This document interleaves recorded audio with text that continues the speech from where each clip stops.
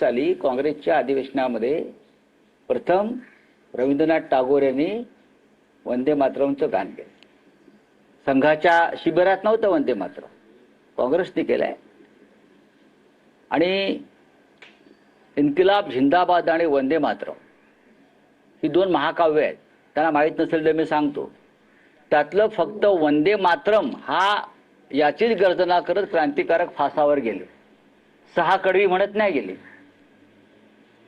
6 कडवी म्हणत भगतसिंग फासावर गेला का, किंवा सुखदेव फासावर गेला? वंदे मातरम आणि इन्किलाब झिंदाबाद भाजपच्या लोकांना जो त्यांना जे इडियट म्हटलं जातं ते यामुळेच इडियट म्हटलं जातं. काल आपण पाहिलं असेल. हो, म्हणून तर म्हणतो ना, इडियट का म्हणतात त्यांना? ह्या लोकांना इडियट का म्हणतात हे तुम्ही रोज पाहताय. प्रधानमंत्र्यांचं काल लाल किल्ल्यावर टेलिप्रॉम्प्टर बंद झालं. नाही, वाचता येत नव्हतं ना. तुम्ही पहा, मी तुम्हाला दाखवतो, माझ्याकडे सगळी क्लिप आहे ती पूर्ण.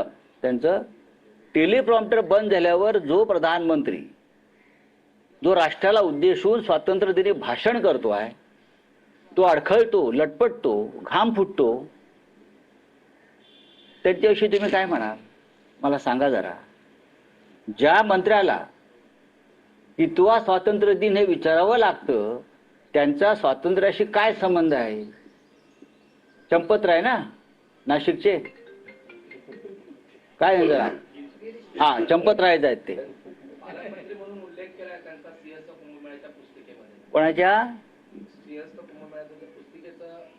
ते कुंभमेळा मंत्री म्हणून त्यांची नियुक्ती केलेली आहे. सगळे इडियट लोक एकत्र आणून सरकार चालवलं जात आहे महाराष्ट्रात आणि देशात सुद्धा. प्रत्येक इडियट शोधून इडियट काढतात ते, आणि मग त्याला कॅबिनेट मंत्री, राज्यमंत्री, हा सगळं इडियट कॅबिनेट आहे. घ्या माझ्यावरती तक्रार आणि घ्या माझ्यावरती F I. Bar council of इंडियाचे मनन शर्मा यांनी काल पत्र काढलं आणि सगळे जे लॉ विद्यार्थी आहेत त्यांची देखील त्यांनी माफी मागितली. ज्या प्रकारे नालसाच्या विद्यार्थ्यांवरती ऍडव्होकेट होऊ नये असं त्यांनी सांगितलं होतं. 12 वर्षापासून हा माणूस बार काउन्सिल ऑफ इंडियाचा अध्यक्ष आहे. निवडणूक नाही, काही नाही, काही नाही. माहिती आहे का तुम्हाला? त्याच्याविषयी माझ्याकडे भरपूर माहिती आहे. त्याला आता राज्यसभेत आणलंय भारतीय जनता पक्षात, आहे ना, बरोबर ना? पार्लमेंटमध्ये आणल्या कशा करता? यासाठीच. अंधभक्त आहे तो. डॉक्टर, वकील जर अंधभक्त व्हायला लागले तर पेशंट आणि क्लायंट मरून जातील.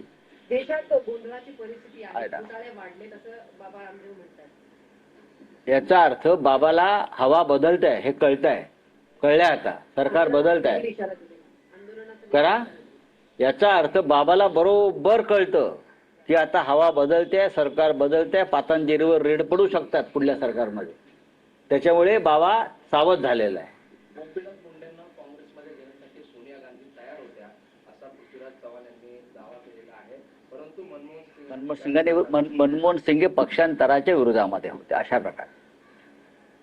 शरद पवार यांनी सुद्धा त्यांना तो सल्ला दिला होता. ही जुनी बातमी आहे फार. गोपीनाथराव मुंडे यांचा भारतीय जनता पक्षामध्ये छळ झाला होता. छळ केला होता या लोकांनी. मानसिक दृष्ट्या त्यांच्यावरती आघात केले जात होते, त्यांचा अपमान केला जात होता गोपीनाथरावांचा. आम्हाला माहिती आहे, आम्ही दिल्लीमध्ये होतो तेव्हा. ते पवार साहेबांना भेटले, ते काँग्रेसच्या नेत्यांना भेटले. पण मनमोहन सिंग हे एक सज्जनग्रस्त होते. त्यांना अशा प्रकारच्या पक्षांतराला त्यांनी विरोध केला होता. त्याच्यामुळे त्यांना सल्ला देण्यात आला की तुम्ही आहात तिथेच थांबा. कदाचित जर ते काँग्रेसमध्ये आले असते तर त्यांचे प्राण वाचले असते. चला हिंदी में।